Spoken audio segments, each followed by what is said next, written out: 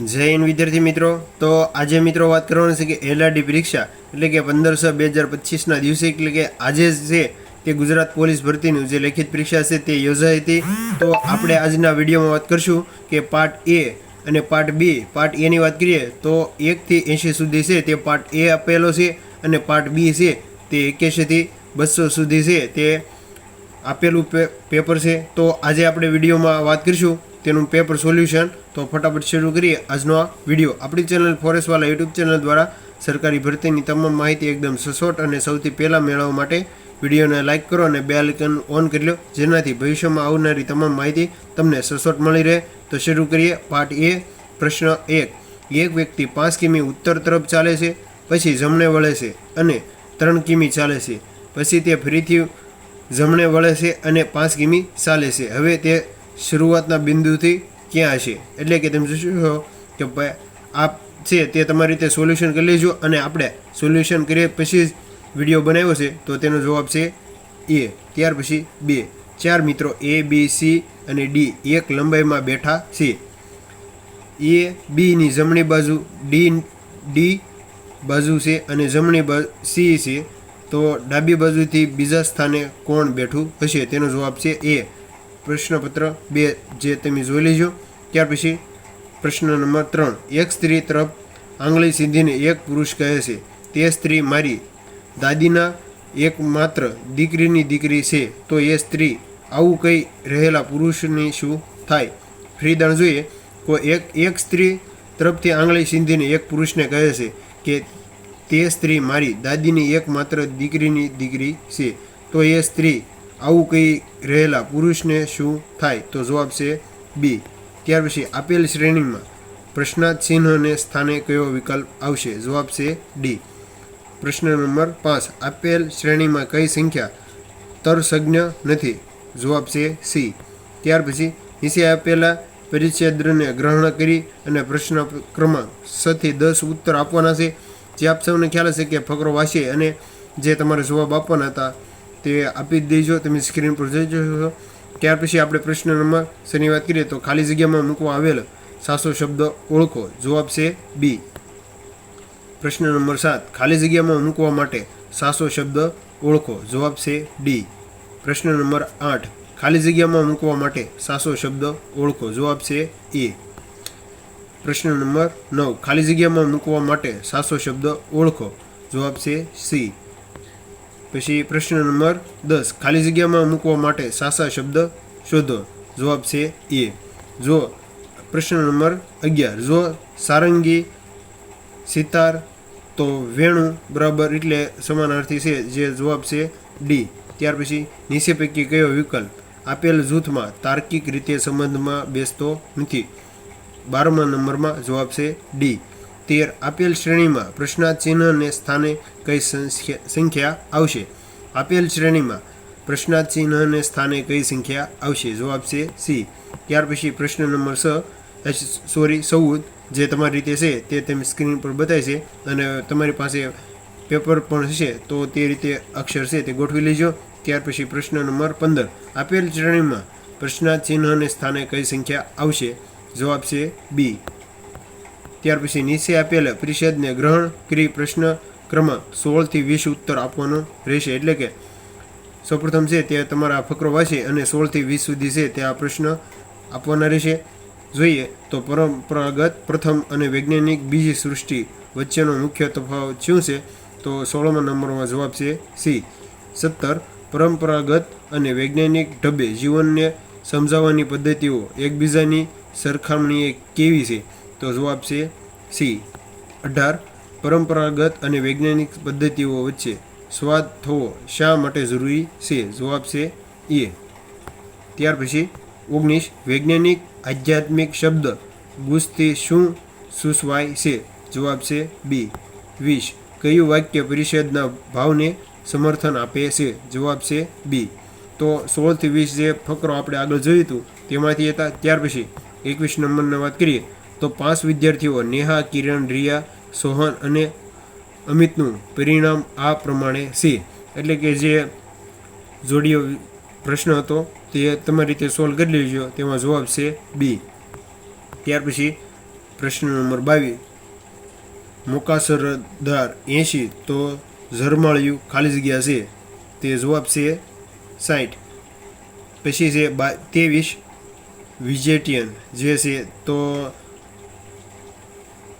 ગટમંથલ, તો જવાબ છે સી. જે તમારી રીતે છે તે પેપર આપણે યુટ્યુબના માધ્યમથી પેપર છે તે સોલ્યુશન કરી અને વિદ્યાર્થીઓને આપણે માહિતી આપી રહ્યા છીએ. તો જો વિડીયો સારો લાગતો હોય તો વિડીયોને લાઈક કરે અને જે પણ મિત્રોએ પરીક્ષા આપી છે તે મિત્રોને આ વિડીયો શેર કરજો.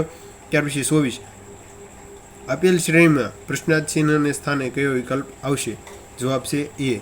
ત્યાર પછી 25, એક ચોરસ કાગળને અડધો ઊભો વાળવામાં આવે છે, પછી અડધો આડો વાળવામાં આવે છે. હવે એ વાળેલા કાગળની બહાર મધ્યમાં એક વર્તુળ દોરવામાં આવે છે, તો ખુલેલા કાગળમાં કેટલા વર્તુળ દેખાશે? ફક્ત એક, એટલે કે જવાબ છે એ. 26, 500 અને 700 ની વચ્ચે સંપૂર્ણ વર્ગોની સંખ્યા કેટલી આવશે? જવાબ છે 4, એટલે કે ડી. ગીતા 20 વર્ષની છે અને મિતા 40 વર્ષની છે. કેટલા વર્ષ પહેલાં તેમની ઉંમરનો ગુણોત્તર 1:1:3 હતો? તો જવાબ છે એ. ત્યાર પછી 28, જે તમારી રીતે છે તે સોલ્યુશન કરી લેજો. જવાબ છે તેમાં સી. ત્યાર પછી 29, 15% દ્રાવણના 16 લીટર કેટલા લીટર શુદ્ધ ફિનાઇલ હોય છે? 2:4, એટલે કે જવાબ બી. ત્યાર પછી જોઈએ તો 30 નંબરમાં છે તે જવાબ ડી આવશે. જે તમારી રીતે છે તે સોલ્યુશન કરી લેજો. ત્યાર પછી ફટાફટ આપણે જોઈએ તો 31, તમામ શહેરની તમામ પ્રોડક્ટની કુલ વાર્ષિક આવક કેટલી થઈ છે? જવાબ છે સી. પછી જોઈએ તો દરેક પ્રોડક્ટની તમામ શહેરોની મળીને કુલ વાર્ષિક આવક કેટલી થઈ છે? તો તેમાં જવાબ છે ડી. અને 31માં જવાબ છે સી અને 32માં જવાબ છે ડી. ત્યાર પછી જોઈએ તો દરેક શહેરોને તમામ પ્રોડક્ટના વેચાણની સરેરાશ જણાવો, એટલે કે જવાબ છે એ. તો જો વિડીયો સારો લાગતો હોય તો વિડીયોને લાઈક કરો અને ચેનલને સરકારી ભરતીની તમામ માહિતી જેવી કે પોલીસ, તલાટી, railway, army, air force, Agniveer army જેવી તમામ માહિતી છે તે આપણી ચેનલ દ્વારા પૂરી પાડવામાં આવે છે. તો ચેનલને સબસ્ક્રાઈબ કરો અને વિડીયોને લાઈક કરો. તો જોઈએ કન્ટિન્યુ કે 37, દરેક પ્રોડક્ટની તમામ શહેરોની વચ્ચેની વેચાણની સરેરાશ જણાવો. ફરીથી જોઈએ તો દરેક પ્રોડક્ટની તમામ શહેરોની વેચાણની સરેરાશ જણાવો. જવાબ છે બી. ત્યાર પછી દરેક શહેરોની ચારેય પ્રોડક્ટના થયેલા કુલ વેચાણને ઉતરતા ક્રમમાં ગોઠવો, એટલે કે ઉતરતા ક્રમમાં ગોઠવવાનું. તેમાં જવાબ છે એ. ત્યાર પછી નીચે આપેલા પરિચ્છેદને ગ્રહણ કરી પ્રશ્ન ક્રમાંક 36 થી 46 ઉત્તર આપવાના છે. તે ફટાફટ જોઈએ તો તે સૌપ્રથમ છે તે ફકરો વાંચી અને ત્યાર પછી 36માં નંબરનો જોઈએ તો માનવીના જીવન કેન્દ્રમાંથી શું ખસી ગયું છે? તો એ. જવાબ છે એ. ત્યાર પછી 37, બજારની સ્થિતિ શું છે? જવાબ છે સી. ત્યાર પછી 38, માનવીનો વર્તમાન કેવો છે? જવાબ છે સી. જ્ઞાનના ક્ષેત્ર સાથે શું બન્યું છે? જવાબ છે બી. 46, અન્વેષણ એટલે શું છે? 46, અન્વેષણ એટલે શું છે? જવાબ છે ડી. ત્યાર પછી જોઈએ તો એક કોલેજમાં કુલ 200 વિદ્યાર્થી જોઈએ કે એક કોલેજમાં કુલ 2000 વિદ્યાર્થીઓ અભ્યાસ કરી રહ્યા છે. નીચે પૈકી આલેખના આધારે પ્રશ્ન ક્રમાંક 41 થી 45 છે જે તમારે આપવાનો હતો. એટલે કે તમે જોઈ શકો છો કે આ ઉપરથી છે જે તમારો માહિતી આપવાની હતી. તો ફટાફટ આપણે વિડીયોના માધ્યમથી છે તે પેપર સોલ્યુશન જોઈ લઈએ. તો તમે જોઈ શકો છો કે દરેક વિભાગમાં કેટલાક વિદ્યાર્થીઓ અભ્યાસ કરી રહ્યા છે. તો 41માં જવાબ છે ડી. ત્યાર પછી જોઈએ તો 42માં ડાયરેક્ટ જવાબ કહી દઉં છું કે જવાબ છે બી. જે તમારી રીતે છે તે સોલ્યુશન કરી લેજો. ત્યાર પછી 43માં પાંચેય વિભાગમાં પુરુષો વિદ્યાર્થીઓની સંખ્યા કેટલી છે? તો જવાબ છે એ. પછી 44માં જવાબ સી. 45માં જવાબ છે ડી. 47માં બી જવાબ આવેલો છે. ત્યાર પછી 47ના પ્રશ્નોમાં જવાબ છે ડી. પછી 48, સાદા વ્યાજે 8 વર્ષના પૈસા દબાણમાં થાય છે તો કેટલા વર્ષમાં તે મૂળ રકમના 5 ગણા થશે? જવાબ છે એ, એટલે કે 32 ગણા. ત્યાર પછી જોઈએ તો 49માં છે તેનો જવાબ છે સી. જે તમારી રીતે સોલ્યુશન કરી લેજો. ત્યાર પછી 50 નંબરના વિકલ્પમાં જવાબ બી આવે છે. ત્યાર પછી જોઈએ આપણે આગળ કે 51 નંબરમાં જો વર્ષના પ્રથમ 6 મહિનામાં જાન્યુઆરીથી જૂન સરેરાશ વરસાદ 3 સેમી ગણવામાં આવે તો જૂનમાં ઓછામાં ઓછો કેટલો વરસાદ શક્ય હશે? તો 51માં જવાબ છે સી. ત્યાર પછી 52 પ્રથમ 5 મહિનાનો જાન્યુઆરી મે સરેરાશ માસિક વરસાદ કેટલો હશે? તો જવાબ છે એ. પ્રથમ 5 મહિનામાં જાન્યુઆરીમાં સૌથી સૂકા મહિનામાં સૌથી ભીના મહિના સુધી વરસાદમાં કેટલો ટકાનો વધારો થયો છે? તો જવાબ છે બી. ત્યાર પછી 54 નંબરમાં પ્રશ્નમાં જવાબ છે ડી. ત્યાર પછી 55 જેમાં પણ સી જવાબ આવે છે. ત્યાર પછી 56માં એ. 57 નંબરના પ્રશ્નમાં જવાબ છે સી. 58 નંબરના વિકલ્પમાં જવાબ છે બી. ત્યાર પછી 59માં જવાબ છે ડી. 60 ખાતરની એક થેલીમાં વજન 60 કિલો છે તો તેમાં 25% નાઇટ્રોજન છે. થેલીમાં ગ્રામ શુદ્ધ નાઇટ્રોજન છે. ફરીદાન જોઈએ તો ખાતરની એક થેલીનું વજન 60 કિલો છે અને તેમાં 25% નાઇટ્રોજન છે. થેલીમાં કેટલા ગ્રામ શુદ્ધ નાઇટ્રોજન છે? તો જવાબ છે ડી. ત્યાર પછી 61માં જવાબ છે એ. 62માં જવાબ ડી. 63માં જવાબ છે બી. ત્યાર પછી 64માં જવાબ છે સી. 65માં જવાબ એ. તો જો તમને ના સમજાતું હોય તો વિડીયોને સ્ક્રોલ કરી અને તે જવાબ છે તે જોઈ લેજો.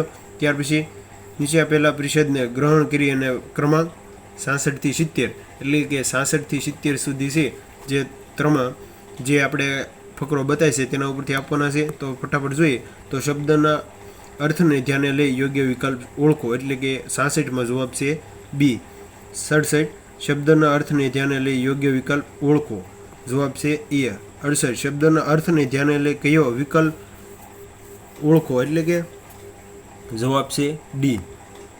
69 શબ્દના અર્થને ધ્યાને લઈ યોગ્ય વિકલ્પ ઓળખો એટલે કે જવાબ છે સી. એટલે કે આવા પ્રશ્ન છે તે ઘણા ઉમેદવારોના જે ટેલિગ્રામ છે તેના ઉપરથી માહિતી મળી રહી છે કે આવી રીતના પ્રશ્ન છે તે યુપીએસસીમાં પ્રિલિમ પરીક્ષામાં પૂછાતા હોય પણ છતાં તોય આપણે કોન્સ્ટેબલ જે વર્ગ 3ની ભરતી છે તેમાં પણ પૂછાઈ ગયા છે. તો આના વિશે આગળ શું છે તે કંઈ ખ્યાલ નથી. ત્યાર પછી કન્ટિન્યુ જોઈએ તો શબ્દના અર્થને ધ્યાને લઈ યોગ્ય વિકલ્પ ઓળખો તો 70માં જવાબ છે એ. ત્યાર પછી 71માં જવાબ આવશે સી. ફટાફટ જોઈએ તો 72 નંબરના વિકલ્પમાં જવાબ આવશે ડી. ત્યાર પછી 73 નંબરના વિકલ્પમાં જવાબ એ. 74માં સી. 75માં બી. 77માં એ જવાબ આવશે. 77માં સી જવાબ આવશે. 78માં 74 જવાબ આવશે. 79માં 90 જવાબ આવશે એટલે કે બી જવાબ. અને 78માં ડી એટલે કે 74 અને લાસ્ટ વિકલ્પ જોઈએ તો 80માં 24. ત્યાર પછી છે તે પાર્ટ બી તે વિડીયો પણ આપણી ચેનલ ઉપર સંપૂર્ણ સોલ્યુશન પાર્ટ એ અને પાર્ટ બી મળી બે વિડીયો છે તે તમને આપણી ચેનલ ઉપર મળી જશે. જો આપણી ચેનલ ફોરેસ્ટવાલા યુટ્યુબ ચેનલ દ્વારા સરકારી ભરતીની તમામ માહિતી એકદમ સચોટ અને સૌથી પહેલાં મેળવવા માટે વિડીયોને લાઇક કરો અને ચેનલને સબસ્ક્રાઈબ કરો. તો આશા રાખીશ કે આજનો આ વિડીયો તમને ગમ્યો હશે અને જે પણ ઉમેદવારો લેખિત પરીક્ષા આપી છે તેને આ વિડીયો શેર કરજો. અને હવે પછીના વિડીયોમાં આપણે કેટલું મેરિટ રહેશે તેની વાત કરીશું. તો મળીએ એક નવા વિડીયો સાથે. ત્યાં સુધી બન્યા રહેજો.